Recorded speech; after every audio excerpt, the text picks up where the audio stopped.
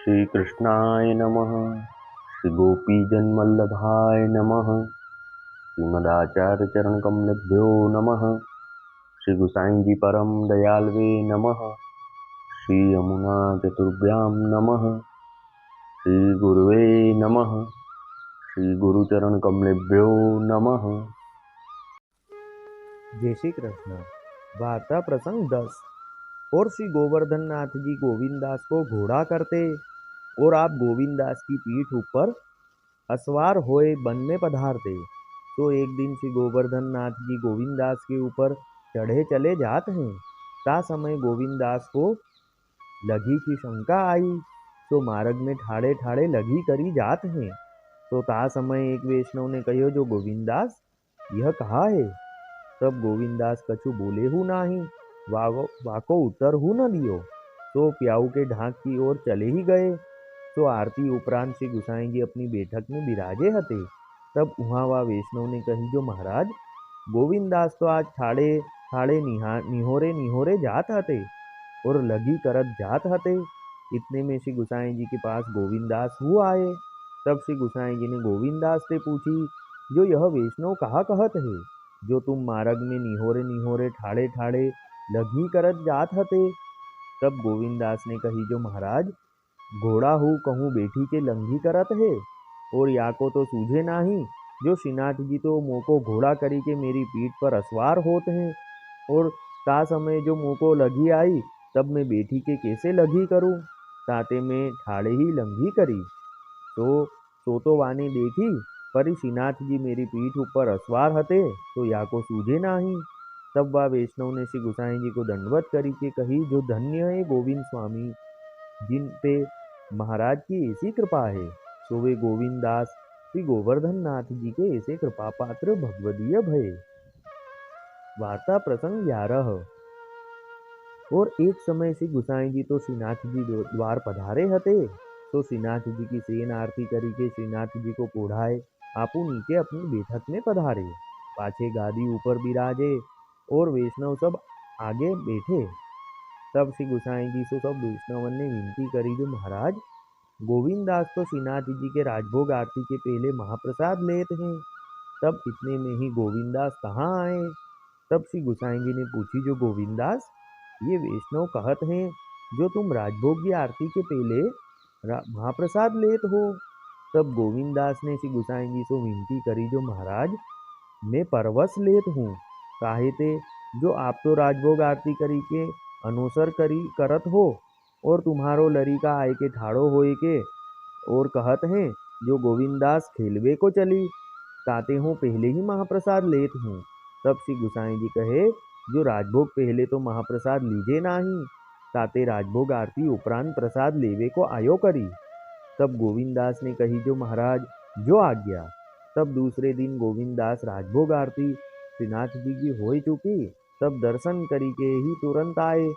तो गोविंदास तो महाप्रसाद लेवे को बैठे, और यहाँ श्री गोवर्धन नाथ जी अनोसर भय पाछे जगमोहन में आए के ठाड़े भये, और गोविंदास की राह देखत भये।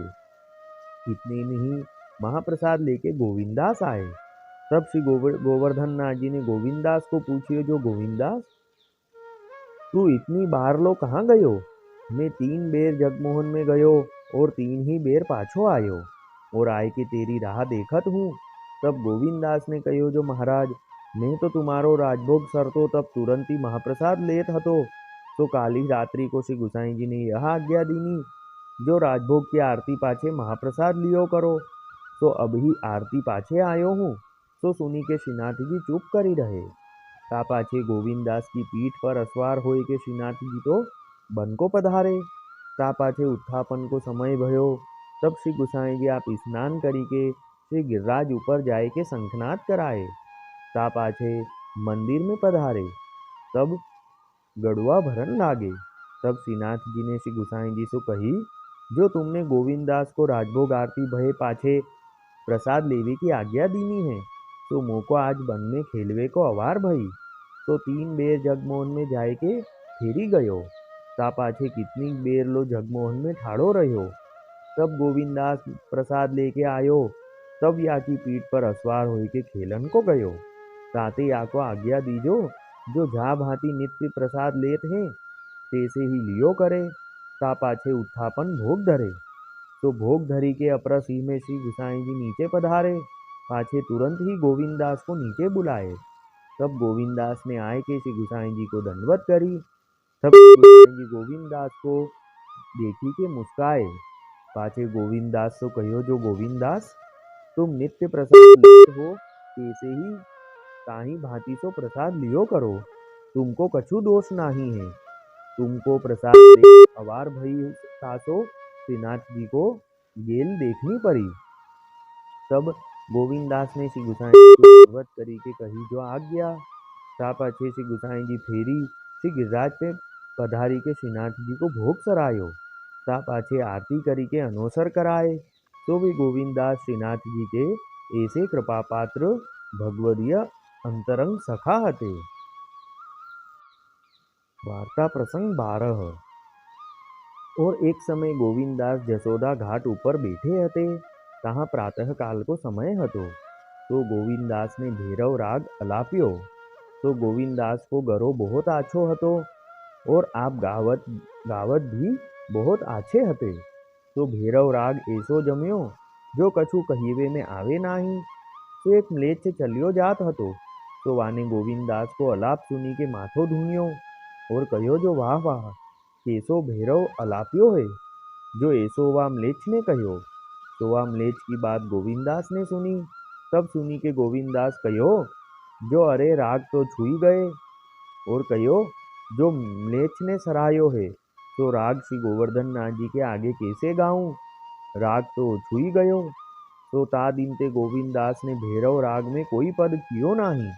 जो वे गोविंददास ऐसे टेक के कृपा पात्र भगवदीय भय। वार्ता प्रसंग 13। और एक समय गोविंददास जसोदा घाट ऊपर बैठे हते। तो कोऊ जल भरीवे को आवतो तासो बतरावते और अपने हृदय विषय भगवत भाव ताते जो चतुर होए तासो टोक करते। तो एक दिन गोविंददास बैठे हते। तहाँ एक बैरागी आए के बैठियो और गावन लाग्यो। तो कहूँ तो सुर, कहूँ ताल, कहूँ अक्षर, कहूँ राग। तब गोविंददास ने सुनी के वा बैरागी सो कहो, जो अरे बैरागी तू मती गावे, गायवे को खराब मती करो। न तो तेरो सुर शुद्ध, न तेरो राग शुद्ध, न तेरो गायवे को ठिकानो, ऐसे काहे को गावत है। तो वे तो पे गायवे न आवे तो मती गावे। तब उन बैरागी ने कहो, जो हो तो अपनो राम को रिझावत हूँ, मोको गायवे नहीं आवे तो कहा भयो। मेरे राग सो मेरे राम तो रिझत है। तब गोविंददास ने कही, जो तेरो राम कछु मूरख नाही, जो तेरे गायवे पे रिझेगो ताते तू मती गावे। तब वह बैरागी चुप करी रह्यो। जो उन गोविंददास के ऊपर ऐसी कृपा हती, जो सब सो निशंक बोलते। वे गोविंददास ऐसे कृपा पात्र भगवदीय हते। वल्लभी वैष्णव सदा सुहागी, जो श्री वल्लभ शरणे आवे सो पूरण बड़भागी। गल तुलसा की माला सोहे भाले तिलक रसाला, कापर वल्लभी मुद्रा सोहे मुख बोले गोपाला।